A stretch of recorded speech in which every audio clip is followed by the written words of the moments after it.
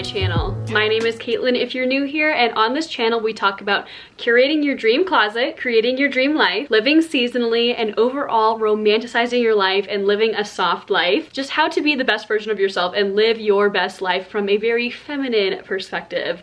And so if that sounds like a community that you would be interested in joining, please feel free to click the subscribe button down below. I would absolutely love to have you join my family here on YouTube, and feel free to follow me over on Instagram or TikTok or Pinterest. And what I create over there is a lot more fashion focused, a lot more beauty focused, a lot more just little snippets of inspirational moments and romanticizing your life. And I really am just so pleased with what I'm creating over on those platforms, and so all of them will be linked down below. So let's go ahead and jump into today's video, which is going to be all about how to find your personal style. And this is something that's been on my mind quite a bit recently because I am so obsessed with the current fall fashion trends and like the current fall aesthetics that are going on right now. I actually recently did a reel / TikTok about it, about different like elegant looking fall fashion trends that are really big right now. I don't remember the last time that I was like this consistently excited about fashion as I have been in 2023, where I feel like I know what I want, I know what I like, and every time that I buy something and add it to my closet, it is just a perfect addition that I get lots and lots of wear out of, which is something that I talk about all the time on this channel, especially during like my haul videos and things. And so I wanted to go ahead and do a dedicated video all about how to find your style. I wanted to make this video because I remember feeling so frustrated every time I went through like a big style evolution, feeling like I had wasted a ton of money, or looking at a closet of things that were like not cohesive and that didn't make me feel good whenever I would try to style an outfit, and just feeling frustrated, like that classic feeling of like having a million things in your closet and not knowing what to wear. I remember feeling so frustrated, and so if this video even helps only one person, I would feel really, really good about it, because I just want to help you if you're in that position as well. And this is the part in the video where I am going to talk about trends, and by this time it is no secret that trends are moving very quickly, like the speed of light. Like by the time that I've learned about a new trend, it feels like it's over, and I think that this has caused such a detriment to obviously the environment and the fashion industry and people's self-esteem. This is just an opinion of mine, and let me know if you agree in the comments down below, but I feel like so many people these days don't ever find their personal style, or don't know how to, or don't feel confident in their personal style because there are so many trends. Like if you are constantly in this bubble of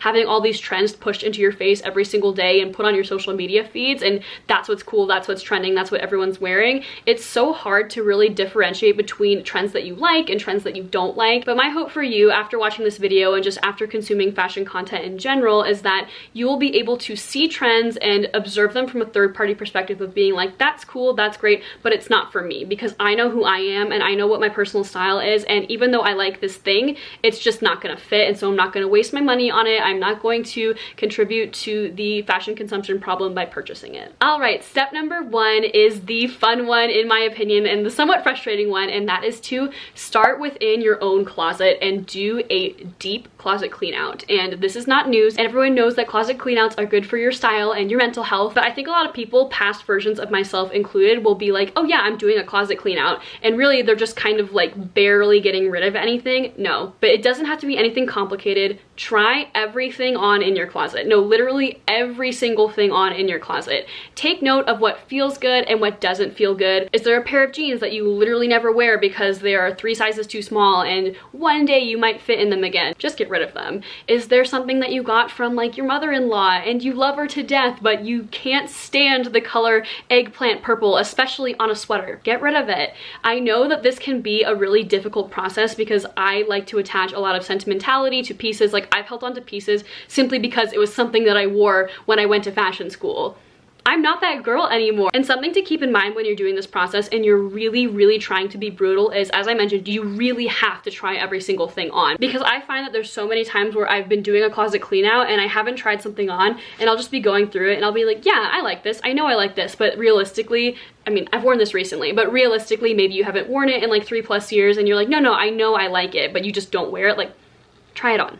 Maybe it'll reignite your spark for that piece and you'll be like, oh yeah, I remember why I love this, and you'll wear it more. Or if you don't, then you can feel really good about like actually getting rid of it. And the reminder that has kept me on track every time that I'm trying to do an intense closet clear out is every single item of clothing that is taking up closet space, precious, precious closet space, that I don't love is taking away an opportunity to have something in my closet that I am completely obsessed with. So would you rather have that old high school t-shirt that you don't really love, but for whatever reason you just keep holding on to because maybe one day you'll wear it? Why would you want to keep that when you could replace it with a really, really nice cashmere sweater for fall? Step number 2 is all about finding inspiration. And this is where the creative part and the fun part really comes into play. You've done the hard work, you've been brutal, you've gone through your closet, you have a pile of things that you're keeping and that you're maybe selling or donating or giving to a friend who would love them more. But now we need to figure out, what is your style? And this can take a long time to really sift through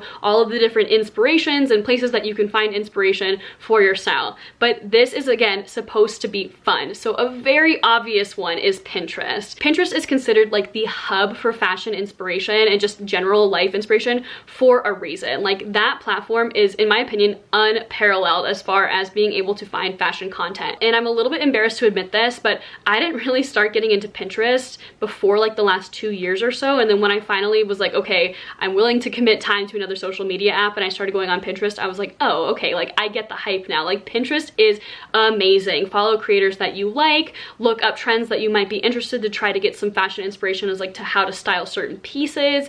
Pinterest is just incredible. Like, make little collections for, you know, spring style or dresses that you like or trends that you're not sure about but you want to see more outfits of so you can be sure. You can make mood boards for like different aesthetics like whimsigoth or old money or princess core, whatever it is that makes you happy. Another amazing place that you can get inspiration is from your favorite creators. And this is something that I honestly kind of have mixed feelings about. This is kind of an optional step, but if you're feeling really lost on what your personal style is, I would consider actually trimming down the amount of people that you follow, because I've been in places where I followed like skater girls and supermodels and celebrities and girly girls and nature girls, and I was just getting so confused by what I liked. And obviously you are completely allowed to have more than one interest. Like, you can't only be a girly girl. Like, I'm not asking you to only be a certain aesthetic, but I have found that little bonus tip here: if you are cutting down and sort of cleaning out and curating the types of people that you follow, you'll get a lot less confusing signals when it comes to being inspired. Another great place to find inspiration is obviously movies and shows and media. I would also say fashion magazines are a great place to get inspiration. Growing up, I was completely obsessed with fashion magazines. Obviously, they're not as popular now. My only gripe with them is I feel like a lot of the times they're late to the trends these days, and also they're really there to push product. So I was getting kind of tired of like buying fashion magazines that were just massive ads. So take that one with a grain of salt. While you're getting all of this inspiration, I would highly encourage you to take note of recurring items, patterns, aesthetics, details that pop up over and over and over again. I actually regularly review some of my Pinterest folders whenever I'm feeling like I want to add something new to my closet and I just can't figure out how I want to step up my style for that season. Like, for example, fall, I'll go through my fall fashion saves on Pinterest and I'll kind of try to keep note of what I'm seeing over and over and over again. And this is a really fun time to make an actual shopping list. And we'll get into shopping a couple steps away from now, but this is a really great time to be like, okay, gingham dress and a pair of loafers and a faux fur coat, or whatever it is that you're seeing over and over and over again. So just make a really big general list of a bunch of things that you're seeing.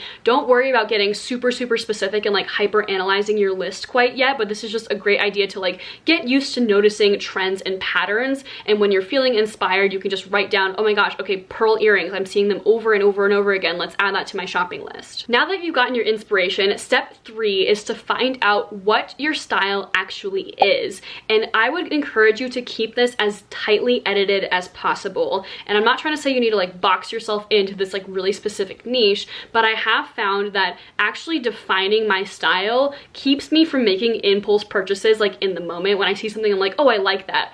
Just because I like something does not mean that it would cohesively fit in with the rest of my closet, and I'd probably never end up wearing it anyway and regret spending that money. So, for example, my style, I like to identify as like a very general umbrella here, is a hyper feminine style with a lot of classic elements in it and not very trendy. I tend to stay away from trends unless they are feminine, and classic. So that's just the very big overall general bubble for my personal style. Obviously, you are allowed to be interested in multiple different styles and aesthetics, and we'll talk about how to break them down a little bit further in a second. I am so much more than just a feminine classic girl, but I think that it is really easy to get overwhelmed these days because of all of the trends that we were talking about earlier. There's a million trends, there's a million places to find inspiration. You need to get very clear on what your style is, so actually take the time to define it. Maybe your style is more dark and gothic and vampy, or maybe it is relaxed, California cool. There's so many different adjectives. Have fun, play around with it, but I'm gonna encourage you not to get super specific and niche, which is gonna be a really hard thing to overcome because obviously all of social media is covered in like tomato girl summer and like princess core and cottage core. Like, I love those aesthetics just as much as the next person, but I'm encouraging you, when you find your style and you want to define your style, go a level up from that, except for when it comes to dressing seasonally. And what I'm about to tell you is more of a personal preference that I still want to share with you because it has served me so much in my life and when it comes to actually defining my personal style.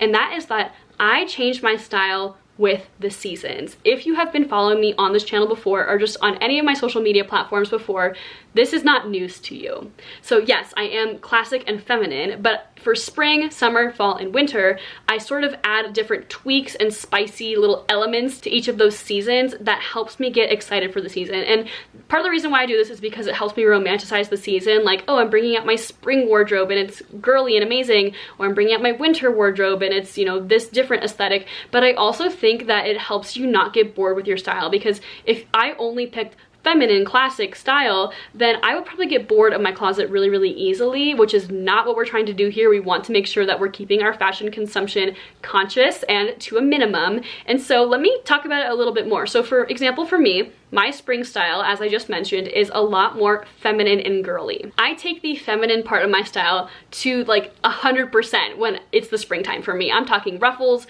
pastels, flowers, princess dresses, pearls, bows. Like, that is my spring style. Yes, there are some classic elements to it as well, but I just really lay it on thick with the feminine style, like princess core, even borderline like fairy core, and that gets me really, really excited for spring because I love being feminine. But if I was doing that year round and constantly dressing super feminine, one, I don't think it would be appropriate for every single season, and two, I would get tired of it really quickly and easily. So for summer, I go a lot more classic. I go a lot more like Ralph Lauren, like white linen dresses, and yes, I still have feminine elements in that. Like, I still have feminine dresses, but it's a little more sexy, if I'm being honest, you know, a little bit more fun little mini dresses, like things that you would see like a hot Italian woman wearing in Sorrento or something, you know, a fun little spicy dress, but it's more simple, it's more classic. In the fall, which is what I currently have on display here, I get a lot more like luxurious and kind of old money, kind of preppy.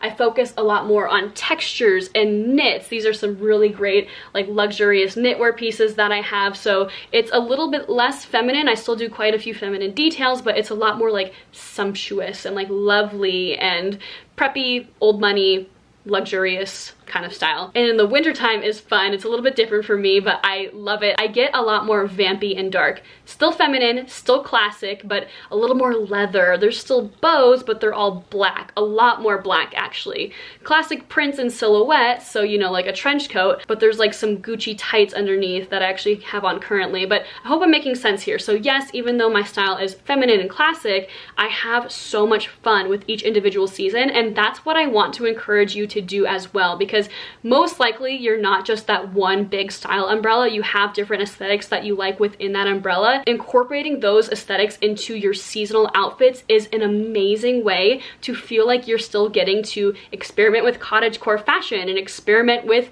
mermaidcore fashion, but you're doing it in a way that is exciting. It's not your 24/7 style, so you don't get sick of it, and it's just a really great system. So that's what I would highly, highly encourage you to do if you're trying to find your style and you feel like you can't fit it all into one bubble, like you're not just like an athleisure girl, you've got other things that you're interested in.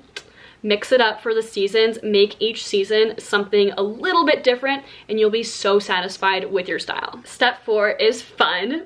It's to actually go shopping. And something that I really want to point out here in the beginning is that when you're super excited and you're really jazzed up and you want to go buy a million things that you're super excited about because you found your style now, hold your horses, be patient, because I have been in this phase before where I've been like, oh my gosh, I just realized I'm actually a really feminine woman. I like dressing in feminine pretty dresses. And then you buy like 10 dresses and you didn't actually put in the time and consideration to make sure that they were something that you actually were in love with before, you know, spending the money on them. And so take your time when you're shopping. I also want to say, make sure you have the basics. And when I say the basics, this will be different for everyone. I personally feel that long gone are the days where everyone needed a pair of boyfriend jeans and everyone needs a black t-shirt. I have a black t-shirt. I pretty much never wear it. I'm about to replace it with something else that's much more my style. But the basics for your style will depend on what you've defined your style as. So maybe it's a black slip dress, or it's a white linen dress, or no dresses at all and it's only trousers or pants or whatever.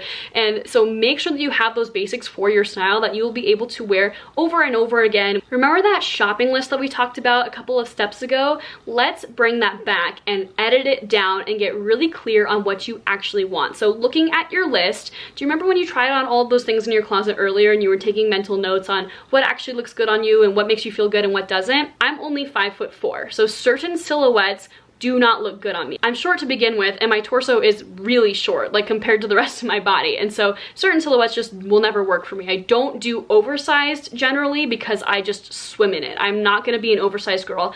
I much prefer tailoring. So if I had my big list of all the things that I wanted to buy and there's a bunch of things on there that are like oversized flannel or oversized puffer jacket, I'm not gonna buy those because that is not something that I would feel good in no matter how much it fit into the style or aesthetic that I've defined for myself. This might seem like an obvious one, but sometimes when you're going through that big list of like all the things that you want to add to your closet, not all of them actually fully align with the style that you have defined. And so I've done this before where I've been like, oh, I really like this piece. I keep seeing it over and over and over again, but it's kind of like a fluke, for lack of a better word. Like just because you're seeing it over and over and over again and you like it doesn't mean it actually aligns with your style. So for example, I love puffer jackets. I'm not like a sporty puffer athleisure girl. It's not my style. It doesn't fit into any of those style categories and I know that I wouldn't end up actually wearing it. I also want to bring up that when I'm making my list of like all the things that I want to buy, I make it in order from least to most expensive. And when I start ticking things off of the list, I always start with the stuff that's the least expensive because this can be an expensive venture. Like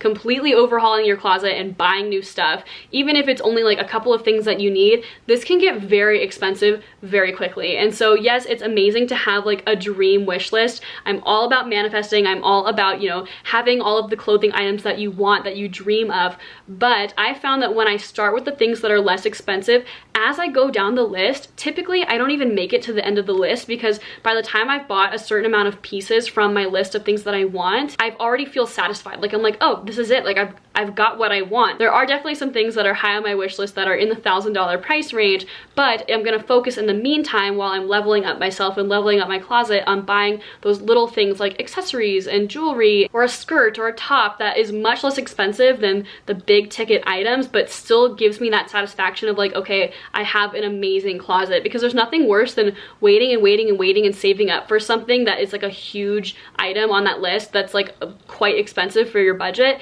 and feeling like I don't have my dream closet in the meantime. So focus on the little things first. You'd be amazed how much stuff like jewelry and accessories and even like makeup can make you feel and look more like you're in that dream style of yours. Some other options when it comes to purchasing and like bringing things into your closet that you like is renting. I have worked with a company called Nuuly for the last like 6 months or so. They don't know I'm making this video, it's not sponsored, but ever since working with them and renting clothes every month, I feel like I'm enjoying fashion again because I get to test out different pieces and styles and things that maybe would not be like my #1 pick and like maybe I wouldn't think to buy or try out because I didn't want to commit to actually purchasing them. But because I get to rent them for like a very affordable price, I get to experiment with things that I wouldn't normally go for, but I end up absolutely loving. There have been multiple pieces from Nuuly that I have rented, wanted to test out, and surprisingly been like, wait, I love this so much more than the rest of the stuff that I thought I was going to like, which I still liked. But renting clothing is such an amazing tool for literally trialing your style without committing to it. And if you like something from Nuuly and you end up wanting to purchase it, you can at like a really good discount. Like I bought things for up to 80% off of retail value from Nuuly. Another option is obviously shopping secondhand, whether that's at a thrift store or on like a Depop type website. I don't do too much secondhand shopping just because I don't buy that much stuff anyway, and so I prefer to shop quality. Not that secondhand stuff can't be quality, but I just have kind of outgrown that stage. I was really big into thrifting and secondhand shopping when I was like in high school and college, so that's a great avenue, especially if that's something that you already know and love. Then keep on doing it, girl. And lastly, step number 5 is to repeat this process over and over and over again, because let's be honest, like, we're humans, we grow and change, life is dynamic. I do feel that since I found my style and really settled into it, that this is going to be something that I will have for life. Not necessarily like the niche things like cottagecore and princess core and fairy core I will have until I'm like 80, but finding my style has been such like a reassuring thing whenever I get dressed every morning. But that's not to say that it won't change in the future. And so I do think this is going to be an ongoing process, just like any journey in your life, like a fitness journey or a learning journey or a relationship journey. Having a changing personal style like over your lifetime is something to be celebrated and explored, and it should be a source of joy and like, look what I get to do, and I get to try out all these different things. And so if you're in a point where you're like, okay, I thought I knew what my style is, but something's not feeling right, do this process all over again, and you'll just get those little tweaks going where you feel like you're back on track and you are back into whatever the best version of your personal style is at the time. That's everything I have for this video. Thank you for sticking with me to the end of this video. Let me know in the comments down below what you think about this topic, if you have any other pieces of advice, or even just let me know what your style is and if it aligns with mine or if they just kind of overlap a little bit. I love talking about fashion and style. I love studying like aesthetics and things that aren't even my own. It's just fun. It's fun. It's creative. It's like art. You get to choose who you want to be every single day. So I hope you enjoyed this video. Please feel free to subscribe down below if you liked the vibe on this channel, and feel free to follow me over on my Instagram or TikTok or Pinterest or any of these other places where I share short form content, more, you know, daily fashion focused content. You can get some inspiration that way for your own personal style. So I'd appreciate it if you followed me on any of those platforms. And that's everything I've got for you. So thank you for watching to the end. Like I said, I hope you have a great rest of your day, and I'll see you on the next video.